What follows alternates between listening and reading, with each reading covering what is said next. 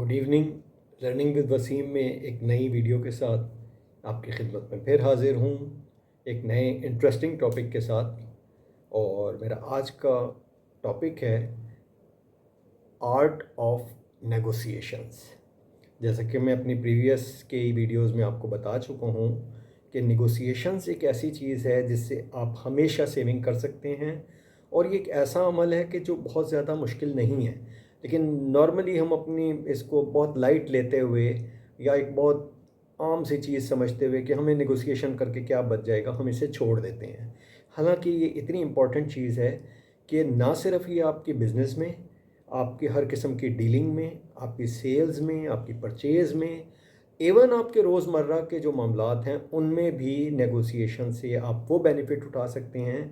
और जब आप उनको काउंट करेंगे तो आपको अंदाज़ा होगा कि आप कितने बड़े बेनिफिट्स छोड़ रहे थे और इसके कितने बड़े बेनिफिट्स हो सकते हैं। इससे आप कितनी बड़ी सेविंग कर सकते हैं। सो हमेशा मैं ये कहता हूँ कि अपनी नेगोशिएशन स्किल को बढ़ाइए, और नेगोशिएशन स्किल को बढ़ाते हुए हर जगह नेगोशिएशन कीजिए, खा वो आपके बिज़नेस के मामलात हों, खा वो आपके कॉन्ट्रैक्टर्स के मामलात हों, वेंडर्स के साथ डीलिंग हो, सेल्स की डीलिंग हो, रेट कोटेशन की डीलिंग हो, कोई भी चीज़ हो, उसमें आप नेगोशिएशन करने की हैबिट्स को अपने अंदर अपनाइए, ताकि आप रोज़मर्रा की ज़िंदगी में भी इस हैबिट को अपनाते हुए नेगोशिएशंस कर सकें, और डेली नेगोशिएशन से भी आप अच्छी खासी सेविंग कर सकते हैं जिसका आपको अंदाज़ा भी नहीं होगा। फॉर एग्ज़ाम्पल मैं आपको एक एग्ज़ाम्पल देता हूँ कि मैं आज की एग्ज़ाम्पल देता हूँ। आज मैं सुबह मुझे 2-3 काम थे जिसके लिए मैंने अपने एक प्लान किया कि मैंने अपनी गाड़ी ठीक करवानी है, तो उसके मैंने कुछ चार्जेस देने हैं। उसके बाद मैंने उसकी कूलेंट डलवाना है, एंड देन मैंने कुछ अपना फार्मेसी से कुछ मेडिसिन लेनी है। सो मैं सबसे पहले कार डीलर के पास गया अपनी गाड़ी के रिपेयर के लिए। उनके चार्जेस फ़िक्स होते हैं।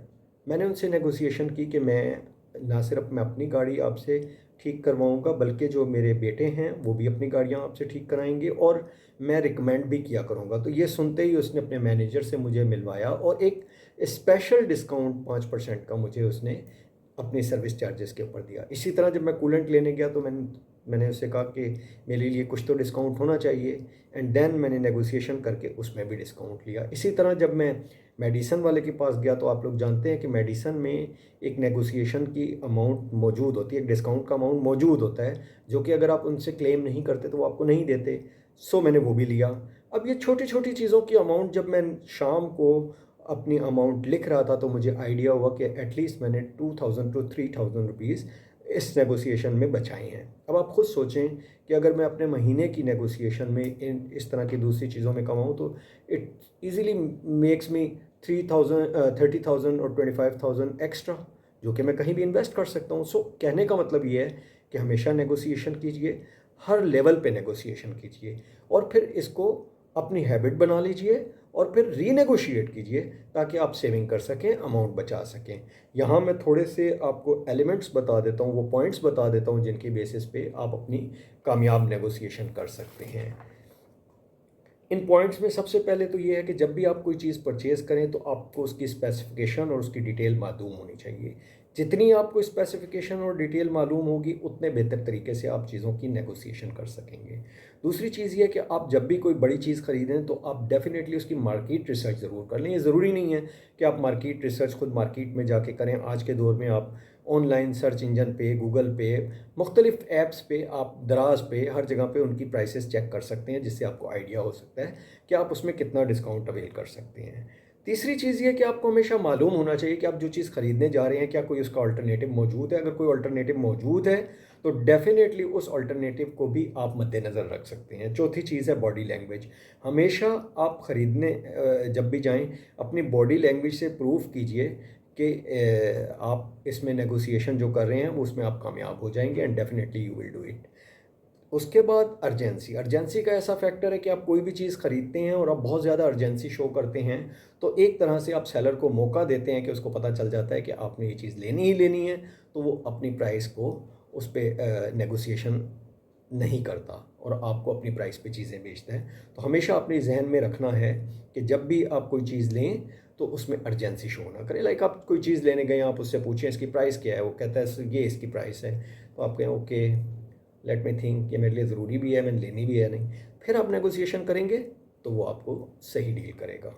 और आखिरी चीज़ ये है कि अगर आप कोई ऐसी चीज़ लेते हैं, कोई कॉन्ट्रैक्ट करते हैं, कोई आप बिज़नेस कॉन्ट्रैक्ट करते हैं या कोई रेंट का एग्रीमेंट करते हैं, तो वहाँ कोशिश करें कि आप उसको एडवांस पेमेंट के कुछ कर सकें और उसके अगेंस्ट में आप बेनिफिट ले सकें। तो ये तो वो कुछ पॉइंट्स थे जो नेगोशिएशन के हवाले से थे, और मैं चाहता था कि मैं आप तक ये पॉइंट पहुंचा दूं, और इन पॉइंट्स के ऊपर डिटेल से मैं एक नेक्स्ट वीडियो करूंगा। लेकिन आज की वीडियो को मैं थोड़ा सा दिलचस्प बनाने के लिए आपके साथ एक छोटी सी नेगोशिएशन की कहानी भी शेयर करूंगा, जिससे आपको अंदाज़ा होगा कि आदमी नेगोशिएशन से कितने बेनिफिट ले सकता है। तो कहानी एक छोटी सी है कि एक बादशाह सलामत थे, उनकी मस्टैचेज़ नहीं थे, मूछें नहीं थी, तो उनको लगता था कि मेरा कोई रोब दोब कायम नहीं होता और मैं क्या करूं, परेशान रहता था। तो आपको पता है बादशाहों के पास हमेशा वज़ीर होते हैं, तो वज़ीर ने उसको मशवरा दिया कोई बात नहीं है, हम अनाउंस कर देते हैं कि जिसकी सबसे अच्छी मूछें हैं वो बादशाह सलामत उसको ले लेंगे। सो उन्होंने अनाउंस किया और उनके पास दो किस्म के लोग उनको जो फाइनली पसंद आए, एक उसमें चौधरी साहब थे और एक उसमें दुकानदार साहब थे। तो चौधरी साहब की मूछें भी बादशाह सलामत को पसंद आई और दुकानदार की भी। तो फाइनल फैसला ये हुआ, उन्होंने चौधरी साहब को बुलाया और कहा कि जी बादशाह सलामत को आपकी मूछें पसंद आई हैं और आप बताएं कि अपनी मूछें आप कितने में बेचेंगे, तो हम आपकी मूछें उतार के उसको हम शाही ख़जाने में रख लेंगे, स्टोर कर लेंगे। तो उसने कहा माई बाप, आप हमारे बादशाह हैं, आप जो वैसे भी हुक्म करेंगे तो हम ना नहीं कर सकते, एनी हाउ आप जो भी हमें देंगे मंजूर है। उन्होंने कहा नहीं आप बताएं। तो उन्होंने कहा ठीक है, फिर आप मुझे 10 लाख रुपये दे दें।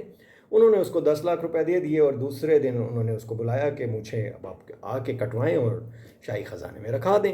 तो वो रोते पीटते चौधरी साहब तशरीफ़ लाए और उन्होंने कहा कि जनाब मुझ पे दया करें, मुझ पे थोड़ा रहम करें, क्योंकि मेरे तो गांव वालों ने मुझे चौधरी मानने से इनकार कर दिया कि ये तो वो बंदा है जो अपनी मूछें बेच के आ गया है। सो अगर आप चाहें तो मुझे इनाम ना दें, वो 10 लाख आप वापस ले लें और मुझे मूछें रहने दें। तो इस तरह करके उसने अपनी जान छुड़ाई। अब दूसरे साहब रह गए थे, दुकानदार साहब, तो उसको बुला लिया गया कि हाँ भाई तुम बेचना चाहते हो मूछें? तो उसने कहा सर मैं तो हूँ ही दुकानदार, मेरा तो काम ही यही है, जहाँ कोई फ़ायदा होगा तो मैं तो चीज़ बेचूंगा, ख़रीदूंगा भी बेचूंगा भी, तो आपको जो चाहिए आप हुक्म करें। तो उसने कहा जी बादशाह सलामत को आपकी मूछें पसंद आई हैं, वो बेचना चाहते हैं, तो आप इसकी दाम बताएं ताकि हम इसका सौदा करें। तो उसने दुकानदार ने थोड़ी देर सोचा, उसने कहा कि ये तो बड़ा लंबा हिसाब है, तो अगर कल तक की मोहलत दें तो मैं हिसाब ले आता हूँ। मैंने कहा ठीक है। दूसरे दिन वो एक रजिस्टर उठा के बड़ा सा आ गए और उन्होंने कहा कि जनाब ये मेरा परदादा पैदा हुआ तो उसकी पैदाइश पे इतना ख़र्चा आया, फिर वो उसकी शादी हुई उस पर इतना ख़र्चा आया, फिर मेरे दादा पैदा हुए एंड देन उसकी शादी हुई, फिर मेरे वालिद साहब पैदा हुए, फिर उनकी शादी हुई, फिर मैं पैदा हुआ। तो वज़ीर परेशान हो गया, उसने कहा कि भाई हम आपकी मूँछों का सौदा कर रहे हैं, आप हमें इतनी लंबी कहानी क्यों सुना रहे हो? उसने कहा जनाब अगर ये लोग नहीं शादी करते, ये पहुँचते नहीं यहाँ तक, तो मेरी मूँछें, मैं कहाँ होता और कहाँ मेरी मूँछें होती, और मैं तो सिर्फ 3 पुश्तों तक ही जा रहा हूँ, मैं तो ज़्यादा आगे भी नहीं गया। तो ये कह के उसने कहा कि अब आपकी मर्ज़ी है, आप बताएं मुझे। तो उसने कहा चलो ठीक है, फिर इस हिसाब से तुम्हारी क्या मूँछों की कीमत है? तो उसने कहा देखें जी मेरी जो कॉस्ट आई है वो तकरीबन 30 लाख रुपए आई है। तो वज़ीर ने कहा कि इसका मतलब है कि आपको हम 30 लाख रुपए दे दें? उसने कहा सर मैं तो दुकानदार हूँ, तो यूजुअली मैं 10% प्रॉफिट के ऊपर अपना काम करता हूँ, दुकानदारी करता हूँ, उसमें 10% में प्रॉफिट रखता हूँ। तो आप चूँकि बादशाह सलामत हैं, तो बादशाह सलामत हैं और सौदा भी आप मूँछों का कर रहे हैं जो कि कोई रेगुलर सौदा भी नहीं है, तो ऐसे सौदे में तो सर आपको पता है कि फिर उसमें प्रॉफिट भी ज़्यादा होता है, और फिर ख़ासकर अगर ग्राहक ऐसा हो बादशाह सलामत जैसा, तो फिर तो प्रॉफिट बनता है ज़्यादा। तो बादशाह ने कहा यार ख़त्म करो, चलो ठीक है, इसको 50 लाख रुपए तुम्हें देते हैं, तुम कल आओ और अपनी मूछें हमारे हवाले करो ताकि उसको हम शाही ख़जाने में रखवा दें। सो कहा ठीक है, पैसे उसको दिए गए। दूसरे दिन वो हाजिर हो गया, सुबह सुबह जैसे ही वो हाजिर हुआ तो वज़ीर ने हुक्म दिया कि इसके मूछें काट दी जाएँ। तो जैसे ही उसके पास मूछें काटने के लिए कैंची लेके एक बंदा आया और उसने मूछों को भी हाथ ही लगाया था, तो उसने उसको एक थप्पड़ मार दिया। उसने कहा ये क्या कर रहे हो?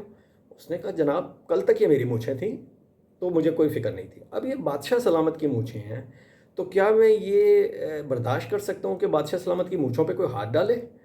तो ये तो मुमकिन नहीं है। अच्छा बड़ा परेशान हुआ कि अब मैं क्या करूँ, कि ये तो वाकई ऐसा मसला है कि अगर मैं हाथ डालने देता हूँ तो भी मसला है, अगर नहीं हाथ डालने देता तो फिर मूछें मेरे पास कैसे आएंगी? तो उसने कहा अच्छा फिर तुम ही इसका हल बताओ।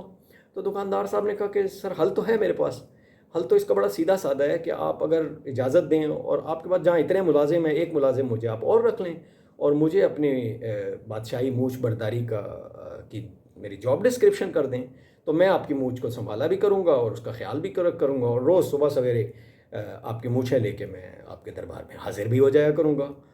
तो बादशाह ने कहा, हाँ ये तो ठीक है तुम ऐसे कर लो। तो उसने कहा, सर इसमें एक छोटी सी कबाहत है। तो उसने कहा, अब क्या कबाहत है? तो उसने कहा, कबाहत ये है कि मैं तो दुकानदार आदमी हूँ, रोज़ का रोज़ कमाता हूँ और वही मैं घर में ख़र्च करता हूँ। तो अब आपने मुझे अपना मुलाजिम रख लिया है, तो मेरे तो दुकानदारी तो चलेगी नहीं, दुकानदारी का काम तो मैं कर नहीं पाऊँगा। रोज़ सुबह मैं आपके पास आ जाऊँगा यहाँ, तो आपकी मूँछों को लेके। तो तो बादशाह ने कहा, फिर क्या चाहते क्या हो? तो उसने कहा, फिर मेरा कोई वजीफ़ा मुकर्रर कर दें ताकि मैं आपके मुलाजिम के तौर पे काम भी करता रहूं और मेरा घर भी चलता रहे। तो अल्टीमेटली उसने वजीफ़ा भी मुकर्रर कराया, पैसे भी ज़्यादा लिए और मुझे भी अपने पास रखी।